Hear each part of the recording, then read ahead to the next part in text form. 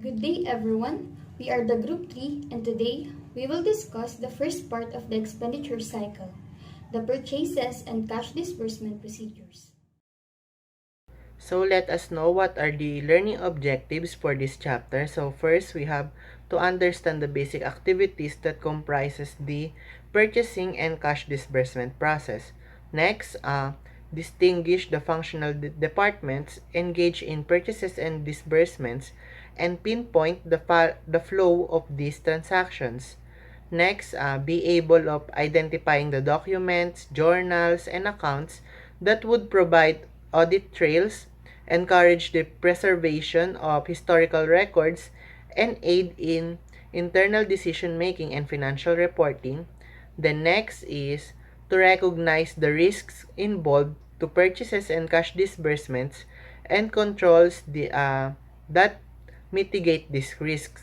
And lastly is to understand the operations and maintenance characteristics and control implications of technology used in purchasing and cash disbursement systems. So in this chapter, we divide it into four.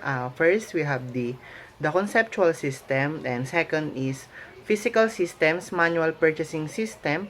Third one is computer-based purchases and cash disbursements applications, and lastly is the control implications, the automated systems. So let's now proceed to the first part, which is the conceptual system. Here we will discuss the overview, purchase processing procedures, voucher payable system, the cash disbursement systems, expenditure cycle controls, transaction authorization, segregation of duties, supervision, accounting records, access and control, and the independent verification. So let's have a quick review. Expenditure cycle is the first step in business activities. This involves determination of what needs to be purchased, purchasing activities, the receipt of goods, and payment to suppliers. Its objective is to convert the organization's cash into the physical materials and the human resources it needs to conduct business. Siyempre, the business won't materialize kung wala silang products na ibebenta and walang mga tauhan na gagawa ng mga products para sa kanila. Most of the business entities, hindi agad yan nagbabayad pag bumibili sila ng raw materials. Magbabayad lang yan kapag dumating na yung mga orders nila or kapag may pambayad na sila. So, credit basis ganon. Dahil doon, nagkakaroon ng time lag and this event splits the procurement process into two phases. The physical phase, which involves the acquisition of the resources, and the financial phase, which involves the payment or disbursement of cash. There are four subsystems on the expenditure cycle. These are purchases processing system, cash disbursement system, payroll system, and fixed asset system. But in this chapter, we will examine the principal features of the two major subsystems, the purchases processing subsystem and the cash disbursement subsystem. Although the description of the conceptual framework is meant to be technology neutral, the tasks detailed in this part can be carried either manually or by a computer. But our main focus here is on what needs to be done, not how it is accomplished. We will discuss the concepts accompanied by data flow diagrams as a guide. So let me walk you through the first subsystem, which is the purchases processing subsystem. So we have here a data flow diagram of the whole procedure of the purchases processing. This system recognizes the need to acquire physical inventory such as raw materials and places an order with the vendor. When the goods are received, the purchases system records the event by increasing the inventory and establishing an account payable to be paid at a later date. Now, let's discuss the individual step of the whole process. First is monitoring of the inventory records. This monitors and records the finished goods inventory levels. So, syempre kapag gumagawa na ng products, nababawasan na yung raw materials kasi nasa production process na. And hindi naman nila hihintayin na maubos muna bago sila bumili. Meron silang predetermined reorder point kung tawagin. So, kapag na-reach na yung level ng stock sa predetermined reorder point, mag-prepare na sila ng purchase requisition form to initiate the purchase process. So, meron tayo ditong example ng purchase requisition form. Nakalagay kung sinong supplier yung bibilhan nila, kung anong material need nila and yung quantity, pati na rin yung presyo and dates. Typically, a separate purchase requisition will be prepared for each inventory item as the need is recognized, and this results to multiple purchase requisitions for a given vendor. Next is to prepare the purchase order. The purchase order function will receive the purchase requisition form and create a purchase order for each vendor. The inventory control function supply much of the routine ordering information from the inventory and the valid vendor files to make the purchasing process efficient, since sila naman yung nakakaalam kung ano yung mga needs ng department. So, this also includes the valid vendor file. Ano ba yung valid vendor files? It is a list of suppliers who have been approved to work with the company. So, ito yung mga trusted na ng companies. So, dito sa purchase order form, nakalagay na lahat ng materials na bibilhin sa isang vendor.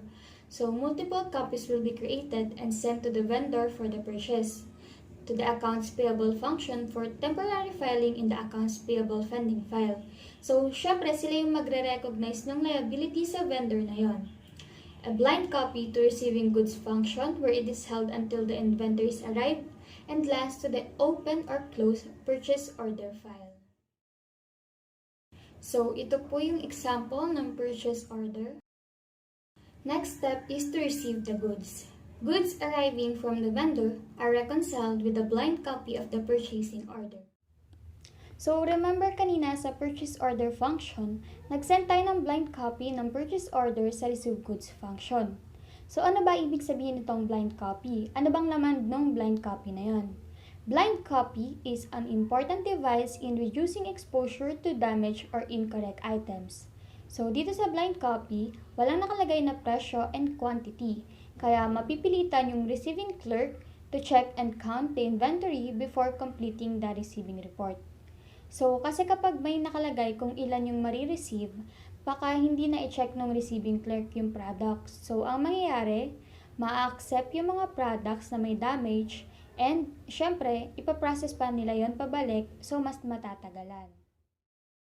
So, upon completion of the physical count and inspection, a receiving report is prepared which states the quantity and condition of the inventories received.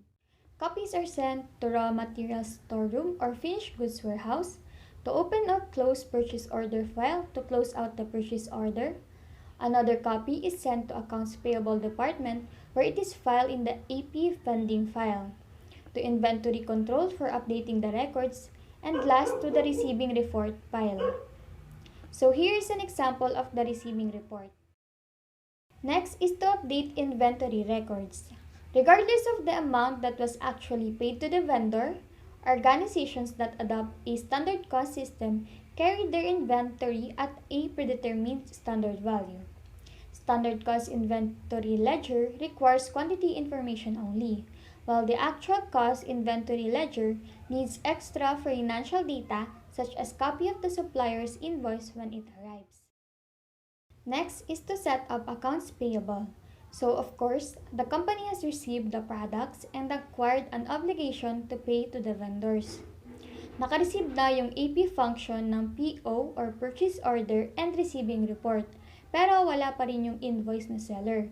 So magkakaroon ng time lag sa pagre-record, and ang mangyayari is magiging understated yung liabilities ng company. So syempre, the accountant will need to estimate the value of the obligation until the invoice arrives. So kapag tama yung value, no adjusting entries needed. When the invoice arrives, the AP clerk reconciles the financial information with the receiving report and the PO in the pending file. So this is called a three-way match, which verifies that what was ordered was received and is fairly priced. So kapag tapos na ma-reconcile yung mga accounts, i-record na sa purchases journal and post to the supplier's account in the AP subsidiary ledger. After recording the liability, the AP clerk transfers all source documents, including the PO, the receiving report, and the invoice, to the open AP file. which is organized by due date and scanned daily to avoid delays in payment and losing discounts. And finally, the AP clerk summarizes the entries in the purchases journal for the period or batch and prepares a journal voucher for the general ledger function. So this example shows the relationship between the purchase journal, the AP subsidiary ledger, and the journal voucher. So this will be further discussed by the next reporters. So most of the time, business entities uses voucher payable system rather than accounts payable system. So what is this vouchers payable system? Under this system, the accounts payable department uses cash disbursement vouchers and maintains a voucher register. These vouchers provide improved control over cash disbursements and allow firms to consolidate several payments to the same supplier on a single voucher. So, dito sa voucher, nakatotal na yung payment ni company para isang cheque na lang yung ilalabas nila. Each voucher is recorded in the voucher register and it will reflect the accounts payable liability of the firm. So, dito sa voucher register, madali na lang malalaman yung total accounts payable ni company based doon sa voucher na nakaregister pero walang nakalagay na check number and pay dates. So, the cash disbursement voucher and any supporting paperwork are placed in the vouchers payable file by the AP clerk. So, this file is organized by due date and is analogous to the open AP file previously mentioned. Last procedure is to post to the general ledger. General ledger function receives a journal voucher from the AP department and the account summary from inventory control. The general ledger function posts from the journal voucher to the inventory and AP control accounts and reconciles the inventory control account and the inventory subsidiary summary. The journal voucher is then updated with the accepted journal vouchers, and the expenditure cycle's purchases phase is finished with this action. The cash disbursement systems processes the payment of obligations created in the purchases system. The principal objective of the cash disbursement system is that it ensures that only valid creditors receive payment and that amounts paid are timely and correct. Kinakailangan na timely yung payment dahil kapag early payment, hindi magkakaroon ng opportunity para makapag-earn ng interest. While if yung payment naman is late, pwedeng mawala yung mga purchase discounts. Let us now proceed on the steps in the cash disbursement system. The first step is identifying the liabilities due. First step is yung pag-identify ng AP department na due sa araw na yon. Every day, i-review ng AP function yung AP file or voucher payable file. Tapos, magsasend sila ng payment approval form ng voucher packet papunta sa cash disbursements department. Next is the preparation ng cash disbursement. After ma-receive ng cash disbursement clerk yung voucher, i-check niya to, then magpe-prepare siya ng cheque kada cash disbursement. Ini-input yung mga check number, dollar amount, voucher number sa tinatawag na check register or tinatawag din siyang cash disbursements journal. Then, i-email yung negotiable portion ng check sa supplier and yung copy will be attached to the voucher packet as a proof of payment. Then, yung clerk naman will mark the documents in voucher packets paid that it will be returned to the AP clerk. Lastly, a journal entry will be made wherein the debit is the accounts payable and the credit is the cash. Next is to update the AP record. After makuha yung receipt ng voucher packet, i-remove naman ng AP clerk yung liability. And in order for her to do that, kailangan i-debit yung AP subsidiary account or i-record yung check number and payment date in the voucher register. Then, magkakaroon ng closed voucher file kung saan ipa-file yung voucher packet. Lastly, magkakaroon ng account summary that will be sent to the general ledger function. Last step is the posting to the general ledger. After receiving the journal voucher from cash disbursements and the account summary from the AP, it will be reconciled with the AP summary and i-update na din yung AP control and cash accounts sa general ledger. Then last is ipa-file niya na yung approved journal. And that are the steps in the cash disbursement system. The expenditure cycle controls describe the primary internal control in the expenditure cycle. This is in accordance to the control procedure of Auditing Standards number 78. The transaction authorization has two subsystems, and the first one is the purchases subsystem. In this subsystem, the inventory control function continually monitors inventory levels. When inventory levels drop to the predetermined reorder points, inventory control formally authorizes replenishment with a purchase requisition. This subsystem promotes efficient inventory management and ensures legitimacy of purchases transactions. Siyempre, kapag hindi formalize yung authorization process, may chance na yung mga purchasing agents ay mag-purchase ng pansarili nila. Aside from this, unauthorized purchasing can result to some items that will have excessive inventory levels and some items will be out of stock. The second subsystem is the cash disbursement subsystem. Sa subsystem naman na to, yung AP function yung nag-authorize sa cash disbursements through the cash disbursement voucher. To provide effective control over the flow of cash from the firm, the cash disbursements function should not write checks without this explicit authorization. Para ma-verify naman yung authenticity ng mga checks, makikita sa cash disbursements journal yung voucher number that authorizes each check.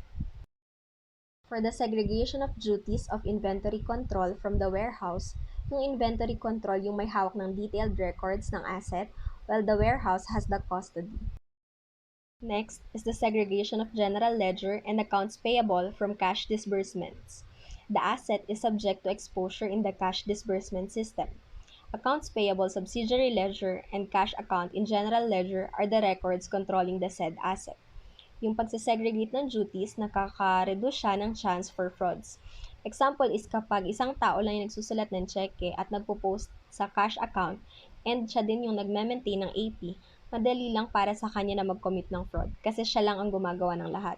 Unlike kapag iba't ibang tao ang gumagawa, nado-double check nila if tama ba yung ini-input. Next naman is the supervision. First is the inspection of assets. Kapag dumating na yung mga goods from the supplier, kinakailangan na i-inspect ito ng tinatawag na receiving clerk kung may damage ba or incomplete ba yung orders. Next is the theft of assets. If receiving departments are busy, incoming investors are exposed to theft until they are securely placed in the warehouse. Kaya in order to avoid theft of assets, kinakailangan ng proper inspection and adequate supervision. Let us now proceed with the accounting records. Its control objective is to maintain and audit trail for tracing a transaction from its source document to financial statements. When it comes to the expenditure cycle, may mga unrecorded transactions which can result to the obligations being materially understated. Kaya kailangan mag-provide ng supporting information such as the purchase requisition file, PO file, and receiving report file to obtain evidences na yung mga inventory purchases ay hindi na-record as liabilities. There are two types of access in access controls. The first one is the direct access that includes the locks, alarms, and restricted access to area that contain inventories and cash. It is essentially same in the revenue cycle. The second type is the indirect access. The firm must limit access to documents that control its physical assets. Next is the independent verification. The first type is the independent verification by accounts payable. Accounts payable plays a vital role in the verification of work in the system because it has the copies of key source documents flowing into this department that is subject to review and comparison. This includes the following documents. First is the PO that shows the purchasing agents ordered only the needed inventories from a valid vendor. This must reconcile with the purchase requisition. Second is the receiving report, which is the evidence of the physical receipt of goods and its condition and quantities. If this reconciled with the PO, the organization has a legitimate obligation. Lastly, the supplier's invoice that provides financial information needed to record obligation as accounts payable. The second type is the independent verification by the General Ledger Department. This plays an important independent verification in the system as it receives the journal vouchers and summary reports from inventory control, AP, and cash disbursements. The total obligations recorded is equal to the total of inventories received, and the total reductions in accounts payable is equal to the total of disbursement of cash. And that concludes all the topics covered in the conceptual system. Now we are down to the second part of the discussion, which we will tackle the physical systems, manual purchase system, and the cycle of cash disbursement. When we say physical system, it acts as the channel and approach for acquiring and presenting data. This starts with an explanation of manual procedures and processes to dealing with various types of computer-based systems. Manual systems are tackled here as a visual practical guide to foster a greater comprehension of the concepts discussed in the preceding section as described in the preceding chapter. So the goal of this section is to supplement the previous section's conceptual treatment of systems. So this should assist us in visualizing the interactions between organizational units, separation of duties, and the information flows required for operation and effective internal control. Furthermore, we will emphasize inherent inefficiencies in manual system that give rise to improved technologies and techniques used by modern systems. So the discussion that follows explains how a manual purchases system works. In manual purchases system, we have five departments where they play an important role. First, we have the inventory control, in which when the inventory is dropped to a predetermined reorder point. When we say predetermined reorder point, ito yung time or point na kung saan ito yung nagde-determine when to order inventory para hindi nauubusan ng isang company or business ng kanilang stocks. Also, ito rin yung nagtitrigger why clerks need to prepare purchase requisition. Kapag sinabi namang purchase requisition, ito ay isang form submitted by a clerk or an employee para mag-request ng purchase of goods or stocks in behalf of a company. So, dito, two purchase requisition ang ginagawa. Yung isa ay sinesend sa purchasing department, yung isa naman ay magsiserve as an open purchase requisition file. So it should be noted that inventory control department is separate from the purchasing department, which executes the transaction in order to provide proper authorization control. So second, we have the purchasing department. Di ba makakatanggap siya ng purchase requisition from inventory control department. Dito, isa-sort ito ng mga vendors at magpre-prepare sila ng multi-part purchase order. Yung 2 copies nito, isa-send sa vendors, isa naman sa inventory control na kung saan ipa-file ito ng clerk ng department alongside with open purchase requisition na ginawa sa nasabing department. 1 copy naman sa accounts payable department, which has its purpose of filing in the department's pending file. So, 1 copy, which is also called or considered as blind copy, na ipapadala sa receiving department, which it is filed until inventories arrive. So, a blind copy of the purchase order contains no information about the quantity or price of the products being received. The blind copy's purpose is to force the receiving clerk to count and inspect inventories before completing the receiving report. And lastly, the last copy will be served as an open purchase order, which is filed with purchase requisition. Third department is receiving department, who received the blind copy of purchase order, in which it will reconcile once goods arrive from the vendor. Following the completion of physical count and inspection, the receiving clerk creates a multi-part receiving reports that details the quantity and condition of the inventories received. So, this receiving report copies will be sent to first storeroom, then the next copy is for purchasing department for it to reconcile together with the open purchase order na prepare kanina by filing the purchase requisition, the purchase order, and the receiving reports in the closed purchase order file. One copy is sent for inventory control for it to update the inventory subsidiary ledger, and one copy for the accounts payable department na kung saan it is filed dun sa pending files nito. At ang isang copy ay for the receiving department itself. Fourth department is the accounts payable department na kung saan kapag ang invoices ay dumating na sa kanila, yung clerk dito sa department na ito ay ire-reconcile na yung financial reports with the document na nasa pending files nila. And the recording and posting of the transaction in their purchase journal will be happened. So after this process, the clerk will transfer the source documents which composes of purchase orders, receiving reports, and invoices, or yung files na natanggap niya kanina sa mga previous departments, to what we call Open Voucher Payable File, or APOK or APOK. In vouchers payable system, the accounts payable department uses cash disbursement systems and maintain a voucher register.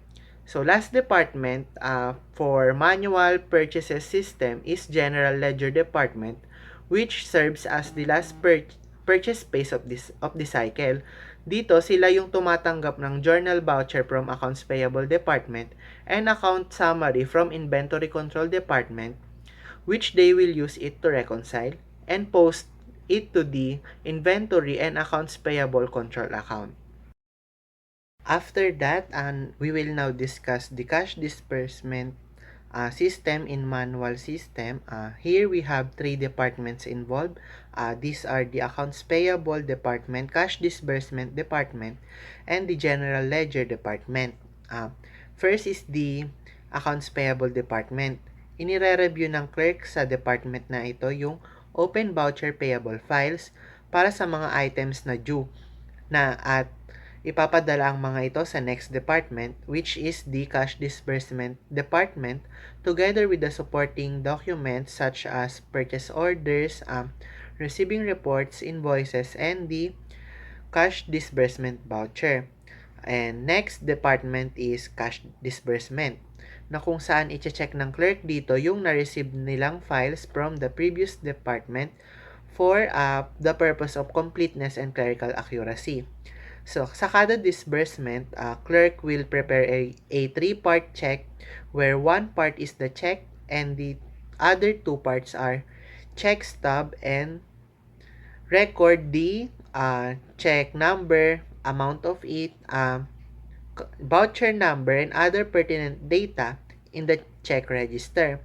After this, the check alongside with the supporting documents will be going to the manager or the treasurer of this department para pirmahan ito. Then, the checks open to negotiation portion is mailed to the supplier. The voucher packet and check copy are returned to the accounts payable department, and one copy of the check is filed. And finally, the clerk encapsulates the check register entries and sends a journal voucher to the General Ledger Department. So next department is babalik tayo dun sa Accounts Payable Department by documenting the check number in the voucher register and record keeping the voucher packet in the closed voucher file. The accounts payable clerk eliminates the liability. And after this, an accounts payable summary will be sent to the last department, which is the General Ledger Department. Dito, itong department na ito is responsible by posting the received documents from the two previous departments in the General Ledger Control account and files the document. And it sums up the manual cash disbursement procedures. So we can notice here in the manual system, it generates a large amount of paperwork, purchasing, preparing, transporting, and physical documents significantly increases the cost of system operation. Moreover, we can also notice that many functions are physically distinct for internal control purposes. What I am saying functions here are the departments which are discussed earlier, and these activities also increase the cost of system operations. So let's see if these given conclusions will be refocused as we jump on the next part of the discussion. So next reporter, the floor is now yours. Now, I will tackle the different computer-based purchases and cash disbursement applications. First, the automating purchases procedures using batch processing technology. In step 1 in the data processing department, this is where the purchasing process starts in this department, where the inventory control function is done. Through the sales to customers or usage in production, the inventories are being affected. Thus, the system will identify if the pertinent items in the inventory subsidiary file have fallen to the reorder point. If so, each record in this file indicates that each item should be replenished. The record includes the information of the item, such as inventory number, description, the quantity to be ordered, the standard unit price, and the vendor number of the primary supplier. Once it is selected in the requisition record, it should be labeled as an on order so that no reordering of the same item will happen. Next, in purchasing department, once the purchasing department receive the purchase requisition, they will prepare a multi-part PO or purchase order which lets you keep copies of your own records. Despite the utilization of a computer program to know the inventory requirements, sometimes a purchasing agent still reviews the requisitions before actually placing the order to avoid placing repetitive orders. The copies are then sent to the vendor, receiving, data processing, and the purchasing department's file. For the step 2 in data processing department, a copy of the PO is sent to data processing and used to create a record in the open PO file. The associated requisitions are then transferred from the open purchase requisition file to the closed purchase requisition file. While in the receiving department, when the goods are delivered from vendors, the receiving clerk prepares a receiving report and provides copies to the stores, purchasing, accounts payable or AP, and data processing. Now, in the step 3 of data processing department, this is when they create the receiving report file from the information found in the receiving report documents. After that, the batch program updates the inventory subsidiary file. The program will then remove the on-order label from the updated records and calculate batch totals of inventory receipts, which will later be used in the general ledger update procedure.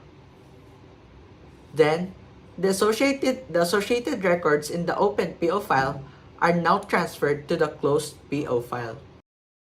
In accounts payable, upon the receipt of the supplier's invoice, the AP clerk will reconcile it with the supporting documents that were previously placed in the AP pending file. After that, the voucher will be prepared and filed in the open voucher file and sends a copy of the voucher to data processing. For the last step in the data processing department, the voucher file is created from the voucher documents. A batch program will validate the voucher records against the valid vendor file and will add them to the open AP subsidiary file. Lastly, batch totals are prepared for subsequent posting to the AP control account in the general ledger. Now, let us talk about the different cash disbursement procedure. First, in data processing department. Every day, the system scans the due date of the voucher register for items due. Checks will be printed for these items, which will be recorded to in the check register or cash disbursements journal. To close the voucher and transfer the items to the closed AP file, the check number is recorded in the voucher register. The checks, together with a transaction listing, are sent to the cash disbursements department. Then, batch totals of closed AP and cash disbursements are prepared for the general ledger update procedure. Lastly, batch totals of open or unpaid and closed or paid accounts payable or AP, increases in inventory, and cash disbursements are recorded to the AP control, inventory control, and cash accounts in the general ledger. The totals of closed AP and cash disbursement should balance. Next, in cash disbursements department. The cash disbursement clerk will reconcile the checks with the transaction listing and will submit the negotiable portion of the checks to management for signing. The checks are then sent to the suppliers. One copy of each check is sent to AP and the other copy is filed in cash disbursements along with the transaction listing. While in the accounts payable department, upon receipt of the check copies, the AP clerk compares them with open vouchers and transfers these now closed items in the closed voucher file. This is the last step of the process. For the third system, re-engineering the purchases or cash disbursement system. For data processing, the following tasks are performed automatically by the system. Number 1, quantities of items received are matched against the open PO record and the Y value is placed in a logical field to indicate the receipt of inventories. Number 2, a record is added to the receiving report file. Third, the inventory subsidiary records are updated to reflect the receipt of the inventory items. Fourth, the general ledger inventory control account is updated. Fifth, the record is removed from the open PO file and added to the open AP file, and the due date for payment is established. Next, in the receiving department, when the goods arrive, the receiving clerk will access the open PO file in real time by entering the PO number taken from the packing slip. The receiving screen then prompts the clerk to enter the quantities received for each item in the PO. Lastly, the control implications in the automated system. First on the list is the improved inventory control. This is the edge of the automated system over the other manual processes because it has the ability to manage inventory needs more. It automatically detects and processes inventory requirements, hence leading to a lesser risk of accumulating excessive inventory or unavailability of items. However, the possibility of program errors or faulty inventory models is still a major concern because it can cause entities to be overwhelmed with their stocks or out of stock. Therefore, it is still advisable to constantly monitor automated decision. Next is the better cash management. The automated system promotes effective and efficient cash management by scanning the voucher file daily for items due which can help to avoid early payments and missed due dates. Also, by issuing checks automatically, the entity can save labor costs and processing time. Third is the time lag. It happens between the arrival of goods in the receiving department and recording inventory receipts in the inventory file. Depending on the type of sales order system in place, this lag will probably affect the sales process. When sales clerks do not know the current status of inventory, sales may be lost or delayed. Next is the purchasing bottleneck. The purchasing system is directly involved in all purchase decisions. A vast number of purchases could be automated, which reduces work for the purchasing agent because they do not need to prepare POs and mail them to the vendors anymore. Last is the excessive paper documents. All operation departments create documents that are sent to data processing. Therefore, organizations with high volume of transactions will benefit considerably from reducing or totally eliminating paper usage in their systems. So let's now proceed on the re-engineered system. So when we say re-engineered, it refers to a complete overhaul of business processes in order to achieve substantial improvements. So this system outlines many of the operation and maintenance flaws of the automated system discussed a while ago. So the following are the improvements. So first, we have it uses actual time techniques and immediate access files to reduce keeping time lag. So files reported should be always up to date. So by utilizing a digital solution, you can obtain real-time data, which is essential for taking a more proactive approach and improving operational processes. So next improvement is by disseminating terminals to user areas, it eradicates repetitive clerical procedures for it to avoid redundancy in files and procedures. And third one is it reduces paper documents significantly by utilizing digital communications between departments and digitally storing records. So it may help in improving the data quality because it provides us with accurate and timely information for service management and accountability. So not only that, it can increase operational efficiency and it promotes better data access. So by digitalizing the documents, the company can save money by reducing the amount of manual labor and supplies needed to find, correct, and refile documentation. And lastly, digitally storing our records can help us to have our backup files. So this means that quite often, data may not be properly backed up if we have the traditional document management or utilizing paper documentation processes. So all these improvements presented above still have their consequences. In a re-engineered system, we have the control consequences, and these are the segregation of duties and accounting records and access control.